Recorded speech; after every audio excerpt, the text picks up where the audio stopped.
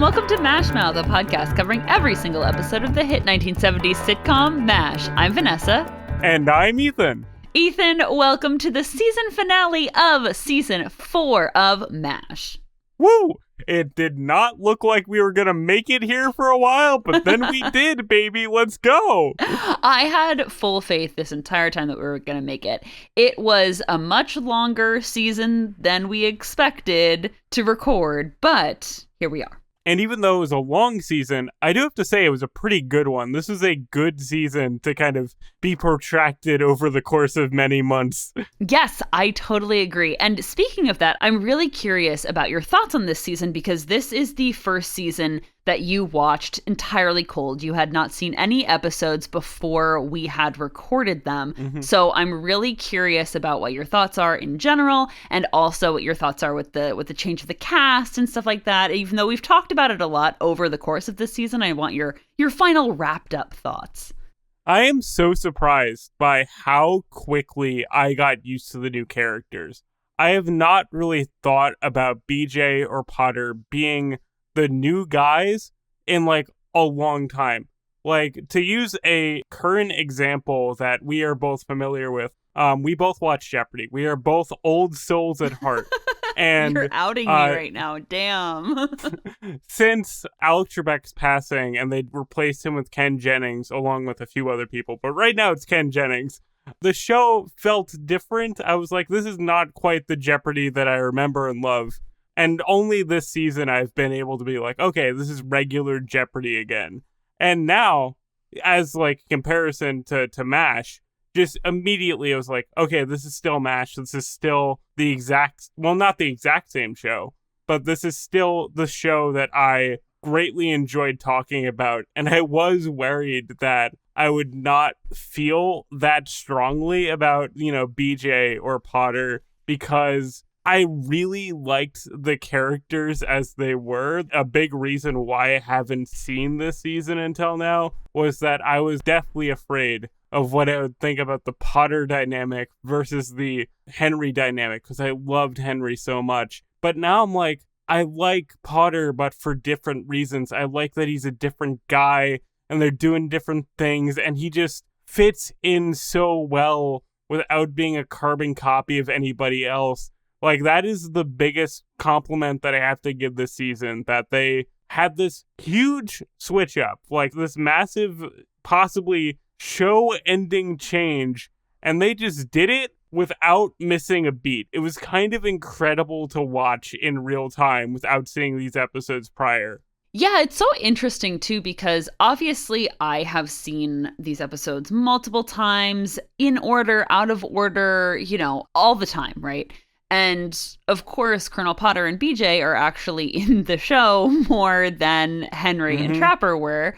And so when we were going through the episodes in chronological order, I was also kind of just sad and a little bit nervous about how you would think of these new characters and whether even just discussing them would be different or not as fun or not as good. But they were almost immediately settled into the show, even though the show also did a really great job of transitioning them in and making them still new and stuff like that. So it felt super realistic, really fun to discuss with you. So I really, really just enjoyed this season. And as a whole, it was just honestly better than I remember it even being when I watched it, multiple times, like I said.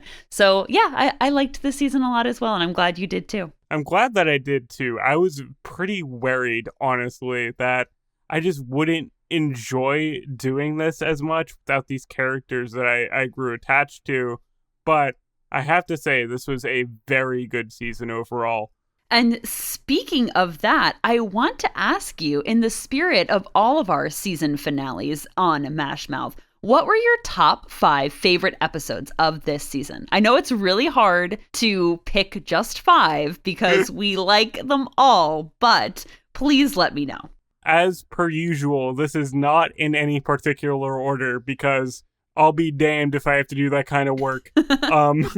So my top 5 favorite episodes of the season are The More I See You, Hawkeye, The Interview, The Late Captain Pierce, and Welcome to Korea, parts 1 and 2.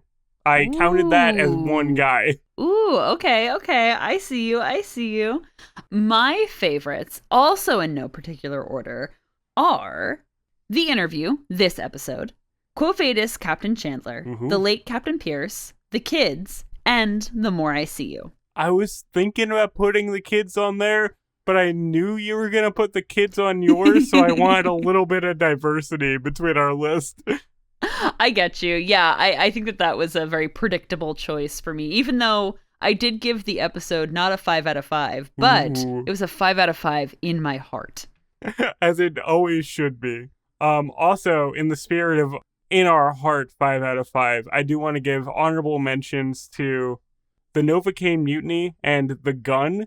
Just didn't quite make my top 5 list, but those are 2 episodes that I think we both really enjoyed when we talked about them. Yes, and speaking of honorable mentions, it's funny because my honorable mentions are the Novocaine Mutiny, The Bus, and Change of Command. Ooh, okay. Potter's introduction episode, that's a delightful one to have in your honorable mentions. Nothing but respect. Thank you. And for our listeners, please tell us your top 5 favorite episodes of this season, because honestly, I'm really curious to know what everybody's top 5 are in every season, actually. Apparently, my pick of Hawkeye as a top 5 episode is highly controversial. So feel free to yell at me about that in the comments below. So with all that gushing about this season, why don't we get into this episode? Yes, let's do it. I'm very excited to talk about this one. So in this episode, The Interview, the 4077 is interviewed for a television special covering Korean MASH units. Ethan, what did you think about this episode? I adore this episode. This episode's kind of incredible to me. As we just said, I have not seen these episodes prior to us doing MASHmouth. However, this episode I think is so famous that it is often referenced. So I knew that there was going to be an episode like this, even though I didn't know the exact details. And honestly, I thought this was going to be the episode last week, because that episode starts with like a bunch of black and white newsreel footage. So it was like, ooh, they're testing the water with black and white footage last week. So they're going whole hog in this episode. And I really liked it. I thought this spoke to the strength of the characters in a really interesting way, that this is entirely them talking essentially with no like action to it, but it's still so entertaining. And I think this is just such a cool piece of television, especially for the time. What did you think about this? I had a feeling you would really like this episode because I know that you like the creative episodes, as do I. It's really funny because I actually forgot that last week also had like a black and white newsreel footage type of thing. And so it's funny to get those 2 things back to back. Yeah. I totally overlooked that in watching this episode. So that's really fun. But yeah, as I said last week, I really love the different types of episodes where it gets out of the sitcom format, even though I, of course, love the sitcom format. But the interesting way that they tell the story in this episode just is really, really good. And I really enjoyed it, of course. So I really liked this episode as well. I think the format is so interesting because, documentary sitcoms are not a new thing anymore, like The Office and like Modern Family and all that. There's so many sitcom characters that like talk to the camera now, but all that stuff is like influenced by like reality TV. And it's just interesting to see a sitcom do a documentary episode that's not really parodying anything. It's not like making fun of a specific genre.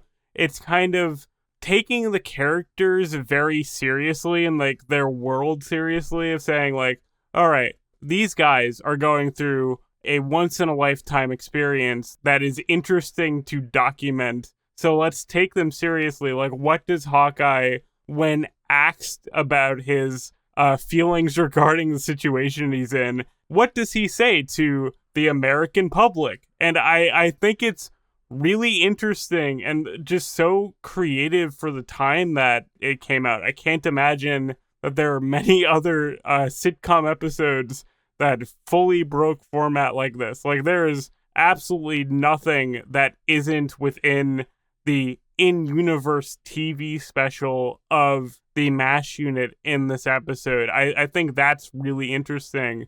And there's so much attention to detail, too. Like, the way it's edited, and even the host, how he's kind of, like, edited in after the fact, like they used to do in, like, 1950s interviews, I think is, like, really interesting and, like, really cool to watch just kind of on its own as, like, a short film. I think the craft of this episode is very engaging, and also the actual content is still, like, very fun to watch. I like hearing what the characters have to say. Yeah, it almost felt like an exercise for the actors themselves, right? Like, write a diary entry about your character or something like that. And so to have that as the backdrop of the whole episode was a lot of fun to see.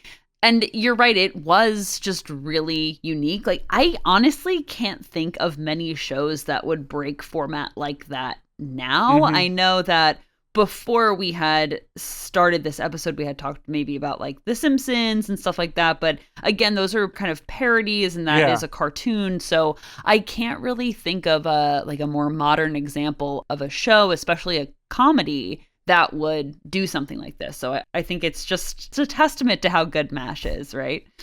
The go-to example for like format breaking sitcom is like Community, but that is so different in vibe. Like, that's so intentional of doing like genre parodies and format parodies, where this, it is a parody, I guess, because it is simulating a style that is not typical of the show. But it, again, I think what separates it is that this is not a comedic parody. It's kind of taking the characters, if they existed in the real world, like these characters probably would be on a TV documentary special like this if they were real people. Like, I kind of thought about Richard Hooker, how he wrote the MASH novel, and the way that Hawkeye speaks, because, you know, he even uses the catchphrase from the character in the novel that he doesn't typically say in the TV show. He says, "Finest kind." And I kind of imagined,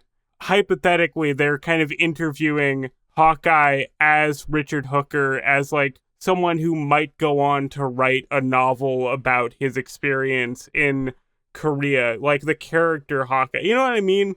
Does that make any sense? That's so interesting that you bring that up, because that's not exactly how I was watching the episode, but I definitely see how you could watch the episode that way, of like seeing these characters less as characters and more of like real people.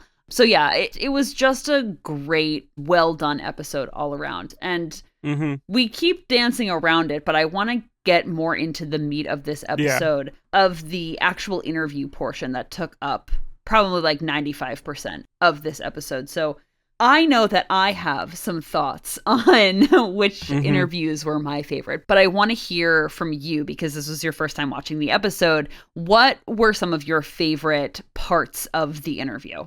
There's a lot here that I really liked. I pretty much liked it all, but I'll start by saying, on the more lighthearted side of things, because I can't imagine that you're going to want to dive super deep into this, so I'm going to talk about it now. I love Klinger's and Radar's interviews, that they both acted very differently being on camera. I know Radar's typically like a shy kid, but I feel like he was so like shy and kind of in his own head doing these interviews, like going off about like earthworms and stuff, like trying to figure out like what to say. It felt very like on brand for Radar. And I love Klinger's interviews because he loved the camera so much. He was having the time of his life, and you know, he said that he didn't want to be here, but he was still like, I kind of love that I get to be here for this moment. It was something that I really appreciated and felt very in character, that, you know, it wasn't Klinger in a dress or Klinger doing something insane on camera to try to get out of the army, you know, the more like cliched route, but like Klinger's told that he gets to be on live television and he gets to, really play it up for the camera. Like, you could feel his excitement there, and I really like that.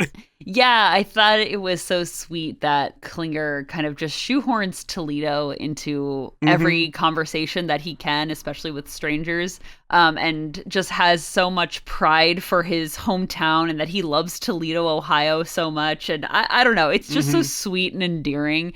And it's funny that you brought up Radar too, because specifically the earthworm thing was kind of one of my favorite parts of this episode, because it was just so cute and sweet and in character for Radar, like you said, very on brand for Radar to, be raising earthworms and farming earthworms and racing earthworms and stuff.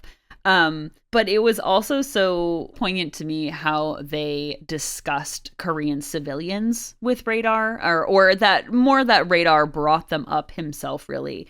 And this was talked about a little bit at the end of the episode as well, but so specifically with Radar's character, I feel like he has this compassion for the Korean civilians, more so than any other character really on the show. He has this interest for them and cares about them in a way that we don't really see with the other characters. Not to say that they don't care, because it's very obvious that they do, but for Radar, it's more personal for him. And I like that the show utilized his time in the interview to mention the Korean civilians, because I know that a huge criticism of MASH in the modern day is that it's this show about the Korean War but does not really feature any Korean people. So I liked that they weren't totally forgotten, that they were at the very least mentioned and talked about in, a real human way. And I liked that it was through Radar's character, which is very consistent for who he is. Yeah. I really liked Radar's phrasing when he's talking about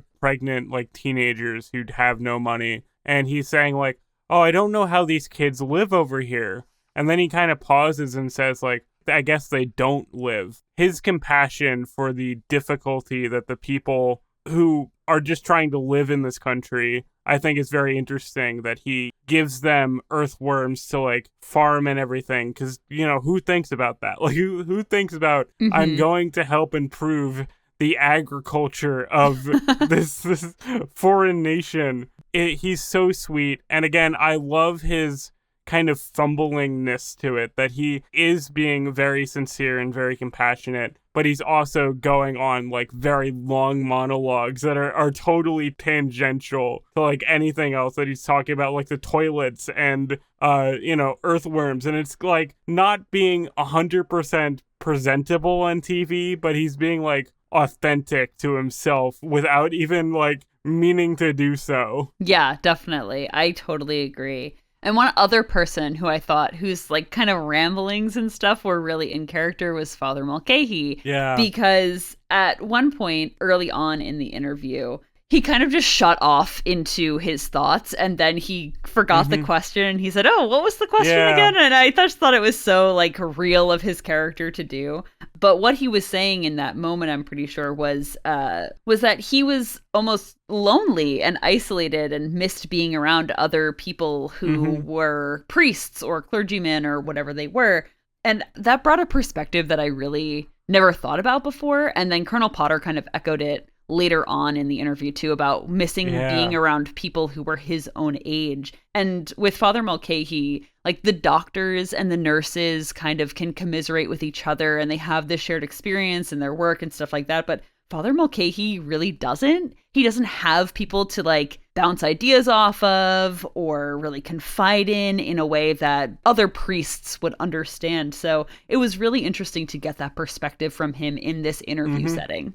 Yeah, I loved Father Mulcahy's interviews in this episode because of how emotional he got. It felt so real to me, and it made me very emotional as well. There are parts in this where I'm I very nearly cried. One specific part was that he was explaining that the surgeons, after they cut open a body, there will be steam that rises from the wound, and he's getting super torn up over explaining that there are people who will warm themselves over the steam that's created. And I don't know, man, that was a moment where I didn't see William Christopher. I just saw Father Mulcahy, And it really hit me hard because I was just like, wow, that is a hard sight to see. Yeah, that is, I think, one of the most iconic pieces of MASH in general. That is something that I know that fans of the show always talk about. It's always in fan discussions.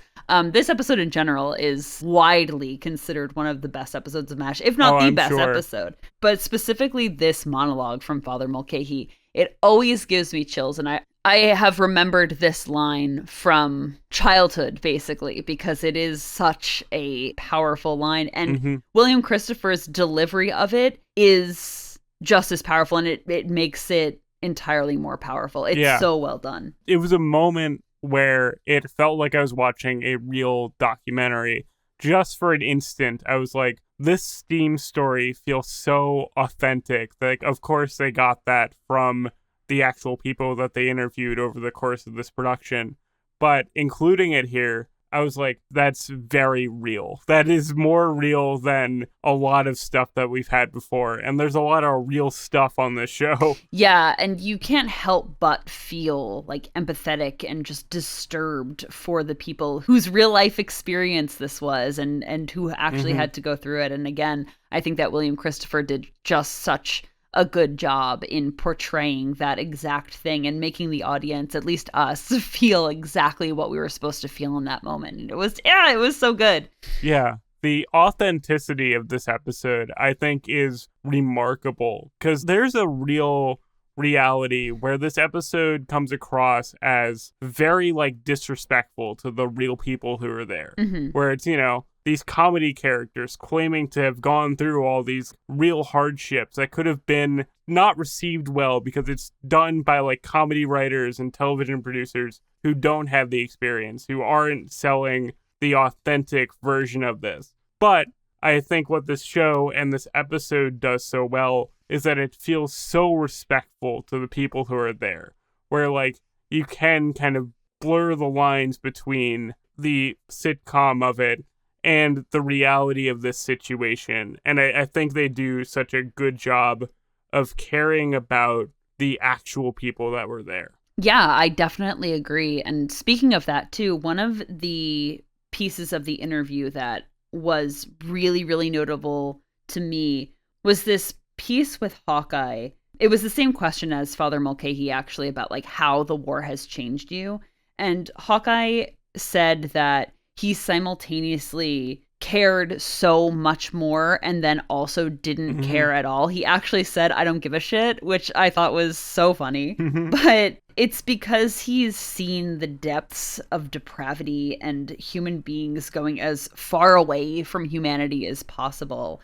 And I think that dichotomy is really interesting, of caring a lot and then not caring at all after seeing just the horrors and terrors of war. And I think that in this scene specifically, Hawkeye is kind of putting into words why so many veterans have mental health issues after they come home from war, because he was saying how he has to bury his emotions and not care, because if he falls into this pit of caring about everything, then he'll never get out of it. And kind of instead of processing those emotions, that these people have to bury them.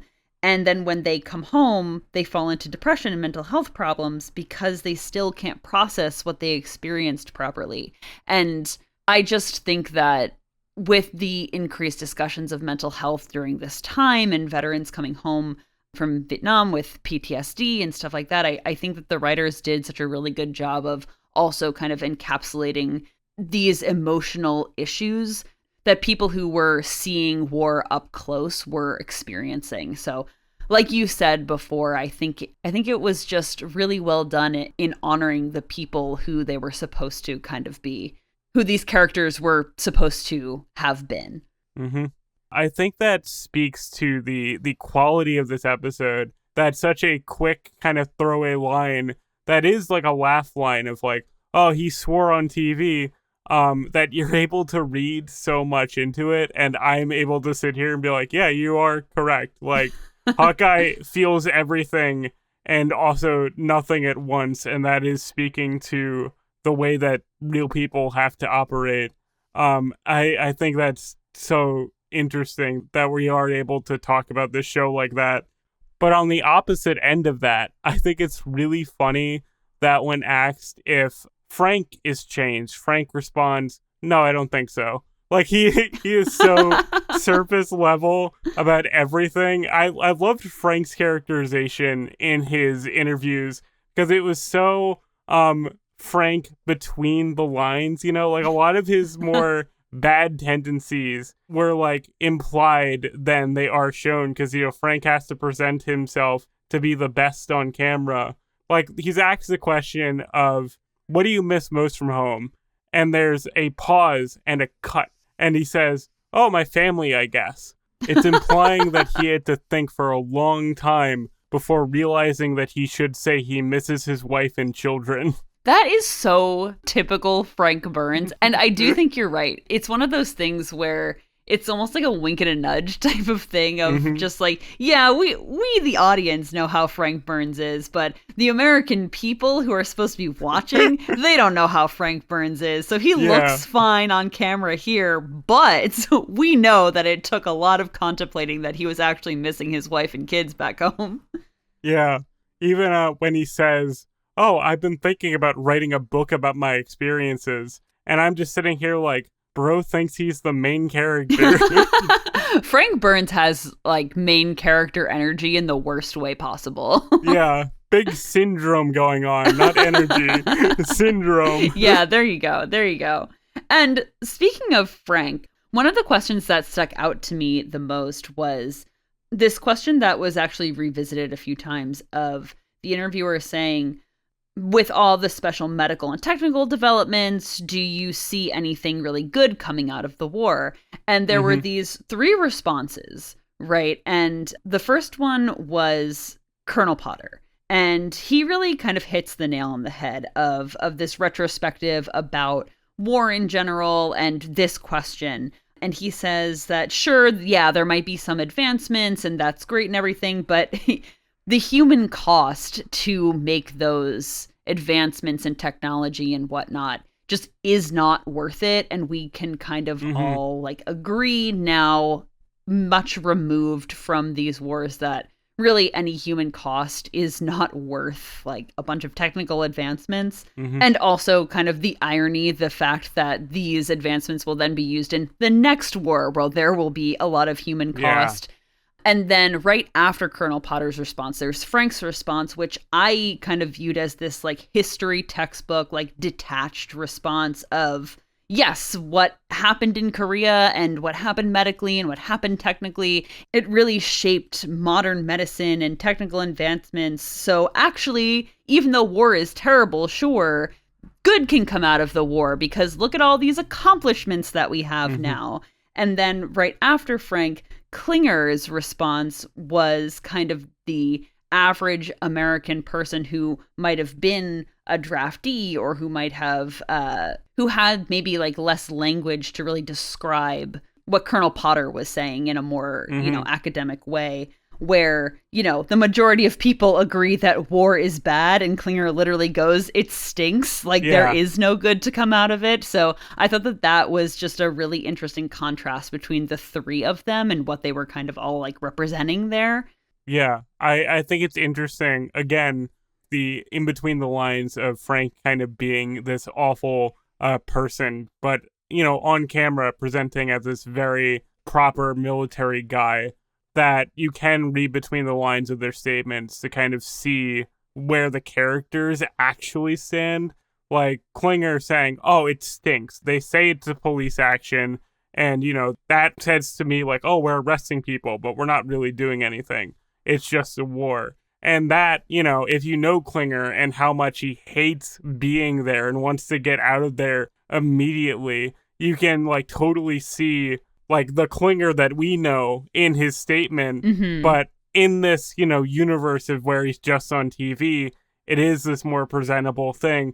I think just the subtext of this episode is really fun to dissect because you get a lot of fun information if you really know the characters well and are like paying attention to how they're presenting themselves.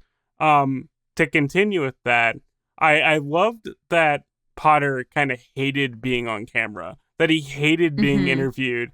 And like every answer that he gave, he was like, I don't really enjoy this. I don't want to like be here.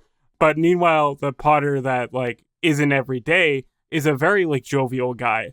He like kind of has a fun time there. It's just fun to see these characters have to perform in this interesting way. Yeah, it was really interesting to see, this more reserved, kind of uncomfortable Colonel Potter in this episode because the camera was on him. And speaking of Colonel Potter, one of my favorite pieces of the interview with Colonel Potter came at the very end, where the question was, do you plan on or do you want to keep in touch with any of the people that you've met here? And actually, BJ's response was something that we had talked about prior with Henry leaving, of having this warring feeling of wanting to kind of bury this experience and never think about it again, but then also like loving the people that you've been through this experience with and wanting to keep in touch with them. And they're the only ones who really get how you're feeling and understand the experience. And then to have Colonel Potter's response be like, yes, absolutely, but I don't know if it's going to happen because Colonel Potter has been through wars before. And I'm sure that there are people who he's wanted to keep in touch with, and he also understands this kind of like warring feeling, but being through wars several times, he maybe has worked through that a little bit more than a lot of these other people who have only been through war maybe this one time. So I thought that that was really, really interesting and told a lot about his character. Potter definitely knows the rules of the game when it comes to life in between war. That he kind of knows how things are going to work once he's out of it because he's been out of it before. And meanwhile, BJ is just thinking, I want to go home and I want to stay home. He doesn't have the experience of what came before and what will come after. So that's very interesting. And BJ talking about how he doesn't ever want to think about this place again, but also wants to stay in touch with everybody, really made me think about Trapper and how Trapper left, how him and Hawkeye had such a strong connection, but he was not willing to wait for Hawkeye to say goodbye. Just made me think about that and how, like, maybe Hawkeye in the future is, like, also worried that he might not be able to say goodbye to BJ again. It was just, like, a nice little thing where if you know the previous character, I feel like the relationship between those two is very strong, where kind of BJ is feeling a similar way to how Trapper felt. And I think that's pretty interesting. I, of course, thought of Trapper as well when anybody talks about leaving, right? But yeah, I didn't really make that connection. So that is really interesting. And again, on the lighter side of things and how it kind of interacts with their characters as we know them, I just think it was funny that when asked if there's anything that they miss about home, Hawkeye's response was about food, and everyone else's response was about family. I think that just speaks to where Hawkeye kind of is in his like personal life, that his number one concern is kind of the aesthetics and feeling of home rather than having anybody to go back to. And on the funnier side of it, it really made me think about the Ribs episode, that Hawkeye's number one priority in any situation is to get good food, because apparently they don't have bananas over in the MASH unit, which sounds insane to me. I feel like we could get this boy some bananas. Yeah, it was definitely really funny to hear Hawkeye talk about food. And I, of course, thought of Adam's rib as well. But I think it's also really interesting because I thought it was very telling about Hawkeye's character in what he would get vulnerable about on camera and what he wouldn't. Like missing something from home might have been like a little too vulnerable for him to really talk about. But he would talk about how terrible war is and how the experiences have really like harmed him emotionally and how he is fearful and terrified at times. But talking about things from home was like over the line for him because he was still making jokes and kind of cracking jokes to like mask certain things. And I don't know, that it just really did it for me. That was just so in character for him. Yeah, I agree with you. I did not pick up on the subtext of maybe he doesn't want to talk about his home life, but I definitely can see that. I think that's an interesting layer to put on this. Again, very multifaceted, this episode, that you can kind of look at it in a few different ways of like, you know, how the characters are feeling about being on TV and how they're feeling about being interviewed in general. I think there's a lot going on here that we probably could discuss for hours and hours and hours. Even towards the end when it's like, goodbye, everybody. Let's all wave to the camera and say goodbye. How everybody like talks differently about that. How like Colonel Potter, this like lovely man who loves his wife, is like, no, I don't want to say goodbye to anybody. That's not dignified. That was like really like, whoa, I did not think that he would think like that, but I guess he would. I feel like we learned something about everybody in this episode. As we keep saying, I think that it was just a really good way to kind of get to know these characters even better than we already do, because we're putting them in this scenario that we don't typically see them in. So it was a lot of fun. And it was especially fun seeing the characters be able to swear because they are in-universe on TV. So there is an in-universe censor. And you mentioned that Hawkeye said like, oh, I don't give a shit. And how that's censored. And I thought that was very provocative for the time. I was like, wow, they let them even imply that, because the first swear is like Potter censored saying like ass. And it was like, okay, I guess that's like something that you would censor on TV at the time, which I thought was very funny that Colonel Potter, clean grandpa that he is, saying horse hockey and all this, you know, fun grandpa euphemisms, was just casually swearing on TV. There's even a part where he says like damn, and you could like see him like kind of wince, be like, oh, I shouldn't have said that. Like, again, this is a very fun episode to like look into the characters for. And I loved the swearing. I love any time that sitcom characters who don't normally swear are like allowed to swear, because I just think it's so funny.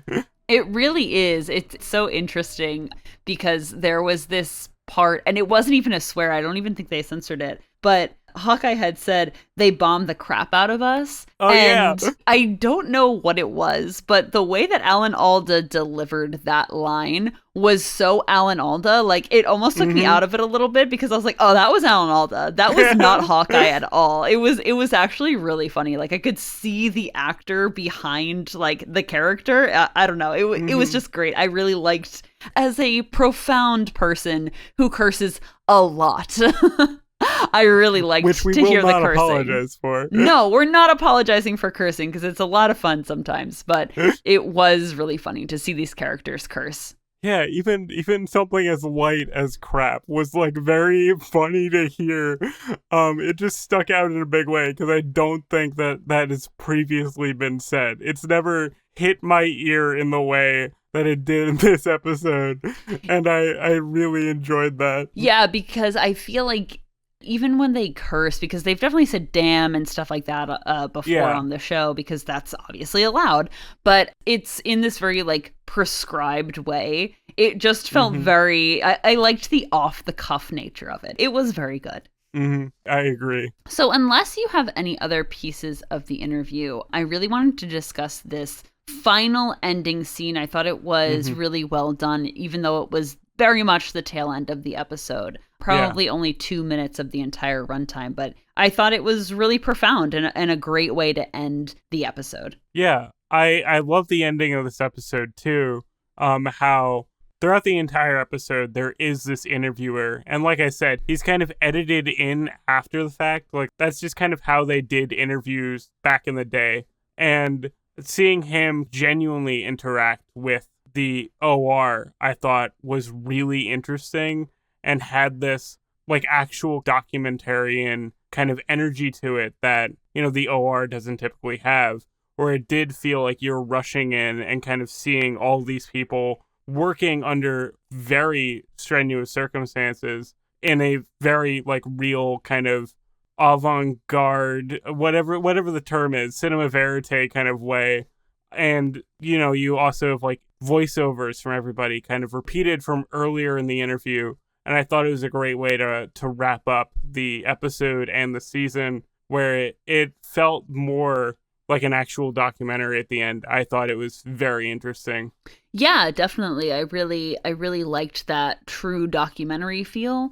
I really liked the final ending scene that you had mentioned with the voiceovers, and kind of showing this B-roll footage of the camp and getting the wounded and stuff like that, and in the operating room.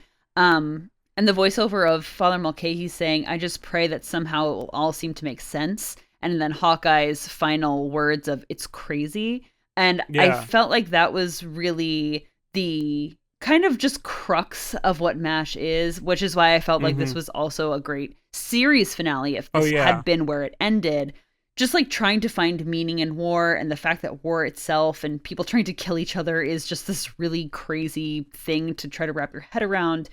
It was just a very perfect way to wrap up the episode by tying it back to what MASH was at its inception of this anti-war comedy drama TV show. And I just loved it. Who wouldn't love this as a finale? I loved Radar's line in the voiceover that is repeated from earlier, saying, "Somebody needs to tell other people about the people over here." You know, I didn't phrase it exactly as he says it, but he's more or less saying, people need to know that it's rough over here. And that felt like such a meta commentary of hey, we producing the sitcom are letting you know how it was like over there. And it was really an interesting note to end on. I loved the actual last frame when it's a freeze frame and then Hawkeye says, "It's crazy." That just felt like, ooh, that's art to me. That's cinema, baby. That's absolute cinema. I love to see it. And this episode is an excellent season finale. I will say it is missing Margaret. I think this episode would have been a 6 out of 5 if it had Margaret. Because I felt her absence. I was like, yo, was Loretta busy? Because this is the season finale. She's not here.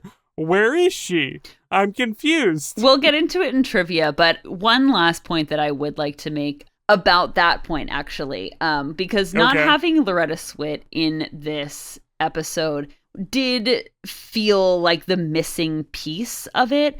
And it didn't make sense to just interview kind of a random nurse, because it was all these characters who were very grounded in themselves and stuff like that, all the main characters. So that wouldn't really make sense. But I did like the fact that they mentioned the nurses a lot. They sung the nurses' praise in this episode. I like that too. Because Loretta Swit wasn't there, especially, but I feel like they would have done it anyway. But I liked that they didn't just let the nurses kind of fall by the wayside in this episode. Yeah, I guess that is fair that Margaret in spirit is mentioned, but I feel like during the nurse interview, because Margaret's such an important figure for the nurses, I do wish she was able to speak for herself, but I guess it does also work with the fact that this is a 1950s interview, and maybe they just genuinely did not think to interview any women for this television documentary.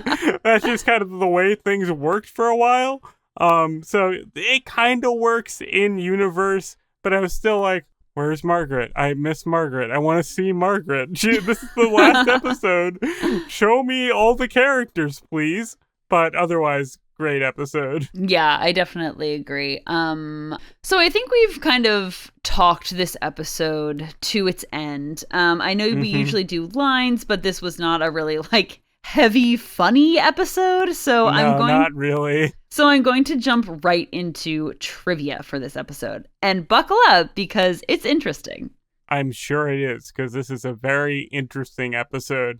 So since we just finished talking about it, I wanted to mention why Loretta Swit was not in this episode. She actually was not intentionally left out of this episode. She was in New York at the time, appearing in a Broadway play that she had gotten permission to go do from, the showrunners and the network and stuff. So that's why she was absent from this episode. So she was busy. Okay. She was. That makes me feel a little bit better knowing that she was just busy doing other work. Because if it was just like Larry Gelbart at the typewriter being like, I don't really have a scene for Margaret in here, that feels a little worse. But, you know, her actually having other work to do, I can excuse. That's chill, as much as I would have loved to see her. Yeah, definitely. So, a little bit more about the production and the writing of this episode. Gene Reynolds, Burt Metcalf, and Larry Gelbart had gotten the idea for this episode when they went to CBS and watched the archival footage of Edward R. Murrow's show See It Now, where he went to Korea as a war correspondent. Ooh, okay.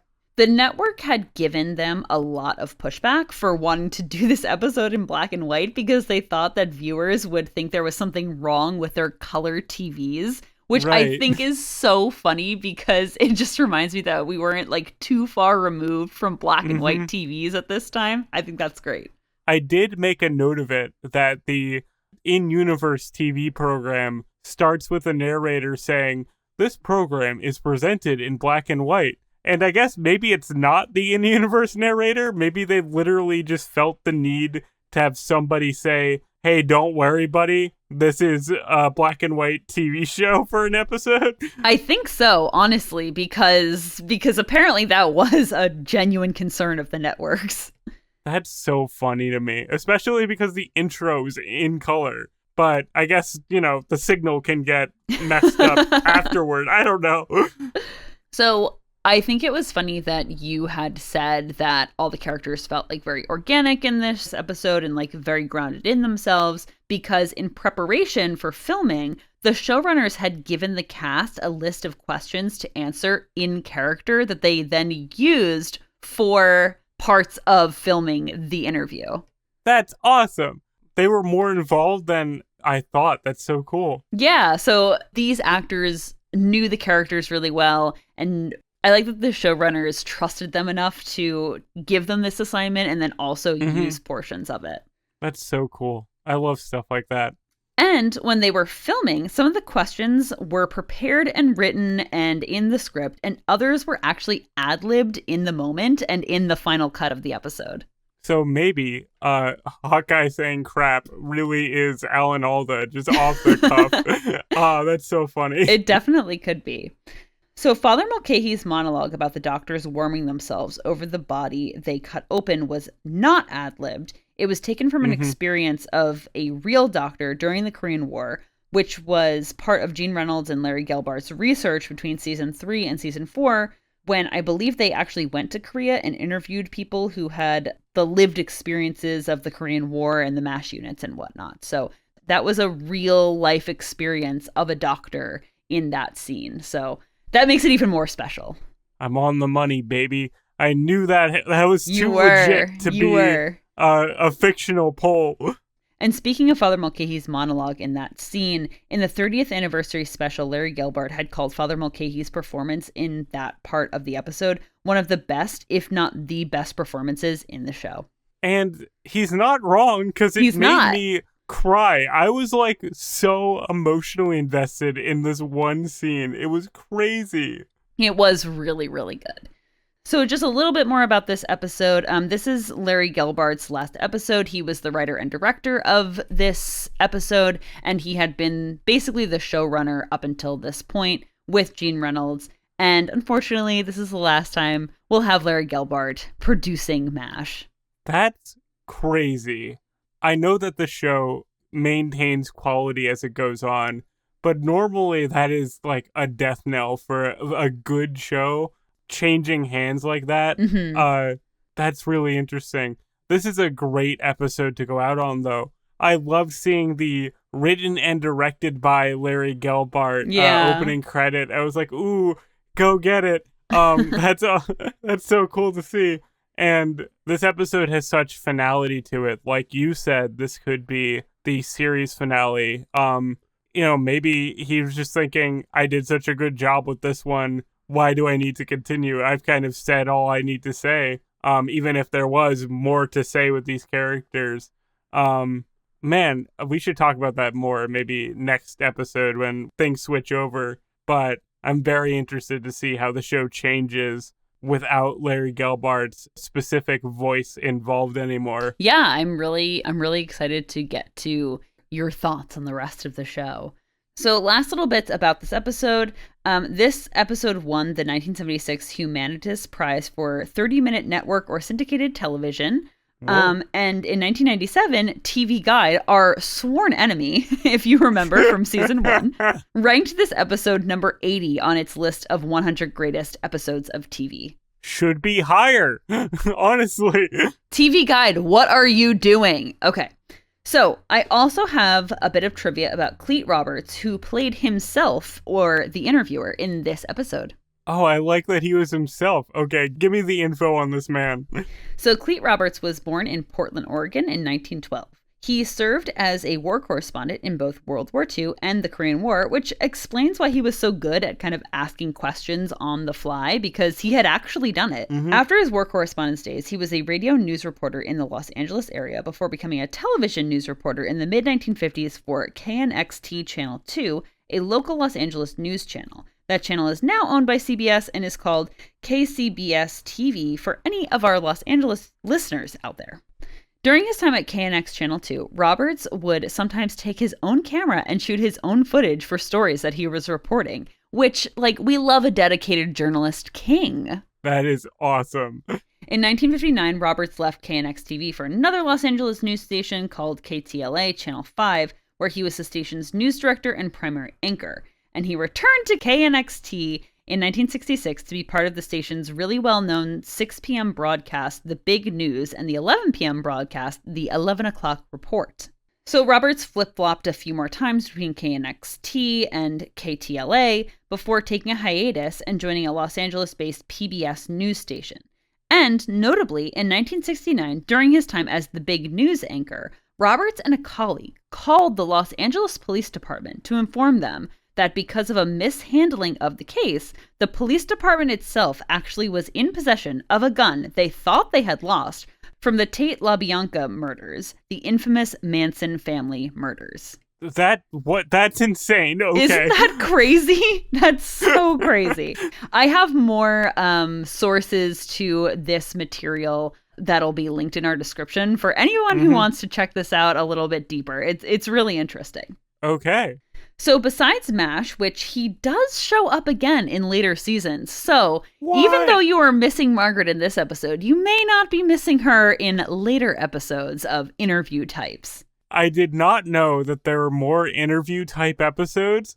That's actually very exciting to me. I'm very happy about that news. Thank you for that. Oh, just you wait. I didn't want to spoil it, but I didn't want you to be too disappointed for too long. Thank you. So like I said, besides MASH, Roberts was in several movies and TV shows as a guest star, either playing himself or playing a reporter.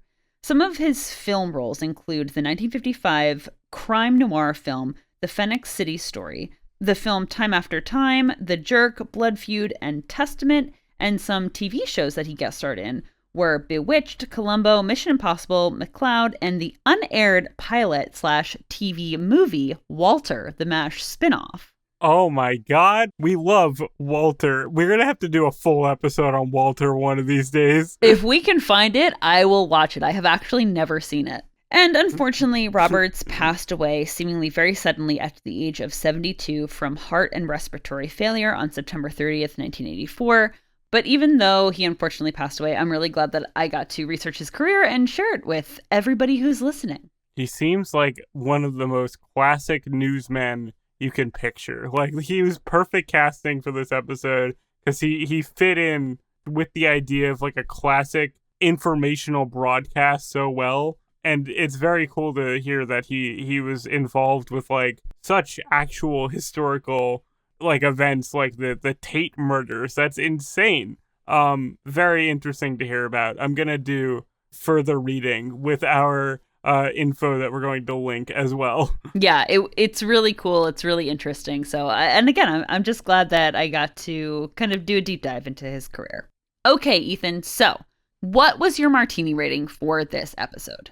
I was originally, for the lack of Margaret, going to give this a 4.5 out of 5. However, since I've learned in trivia that Margaret was absent due to real life circumstance, baby, this is a 5 out of 5. I got no complaints. This is one of the most interesting pieces of television I've watched in a long time. And I'm glad that we were able to talk about it for such a long time. This is why I love doing this podcast. Yes, I totally agree. I'm going to match your 5 out of 5 martinis. I am totally drunk on this episode. I'm totally drunk on this season, if I'm being completely honest. Yeah. I would honestly have to give this episode 5 out of 5 martinis, but this season a full 4 out of 5 martinis. That is very respectable. I agree. I think this is a 4 out of 5 season, especially considering how difficult it must have been to produce with 2 new cast members. I continue to be impressed by how consistent the show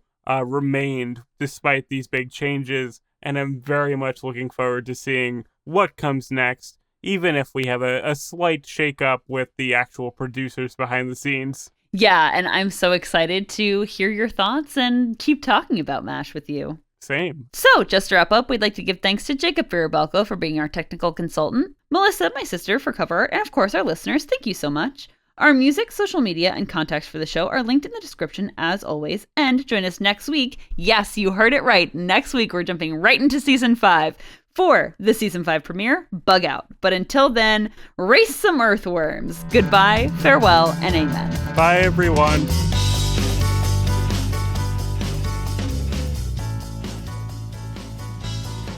When you were on your Jeopardy monologue, all I was thinking about was how I got Final Jeopardy right tonight and how proud I was of myself. I was like, I know this is Macbeth. I know it.